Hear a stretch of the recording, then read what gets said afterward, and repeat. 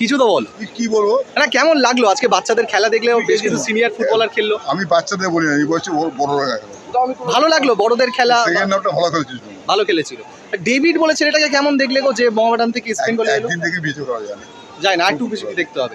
আর সায়ন ব্যানার্জিকে কেমন লাগছে প্রতি ম্যাচে? সায়ন ঠিক আছে, সায়ন ঠিক আছে। বিষ্ণু ঠিক আছে, সায়ন বিষ্ণু ঠিক আছে। এর ভবিষ্যৎ আছে। হুম। ক্যাশ খেয়ে নেবে তোমাদের পলিটিকে পাল্লা করলে ক্যাশ খেয়ে যাবে। আর এই মোহনবাগানের কোচটাকে কেমন দেখছো, ডেগি কার্ডোজো? হ্যাঁ? মোহনবাগানের যে নতুন কোচ এসছে ডেগি কার্ডোজো, যে এই দলের দায়িত্ব সামলাচ্ছে। এই পুরো শুনলাম, হ্যাঁ এই পুরো নাম শুনলাম। হ্যাঁ, মানে কোচটা কেমন আজকে মোহনবাগানের খেলা দেখে? আমি জানি ওদের কোচ হচ্ছে বিশ্বজিৎ ঘোষাল। না না না, উনি ওই অ্যাসিস্ট্যান্ট এতে আছেন, কিন্তু মেন কোচ হচ্ছে কি ডেগি কার্ডোজো। তো একটা ম্যাচে কোনো মন্তব্য করা উচিত হবে উচিত হবে না। হালকা মন্তব্য করবে না। আর শুরুর দিকে বাঙালি ছেলে দীপেন্দু বিশ্বাস কিন্তু মোহনবাগানের হয়ে ভালো খেললো। এই ছেলেটাকে কেমন দেখলে তুমি? এই বললাম আমি হুম। একটা ম্যাচ থেকে বিচার করা যাবে না। বিচার করা যাবে। ধারে ভারে এই মরশুমে ইস্ট বেঙ্গল আর মোহনবাগান কাকে একটু এগিয়ে রাখছো? মানে আজকের যেমন দেখলে আজকে খেলা থেকে একটু এগিয়ে আছে। একটু এগিয়ে আছে। ওকে, থ্যাংক ইউ।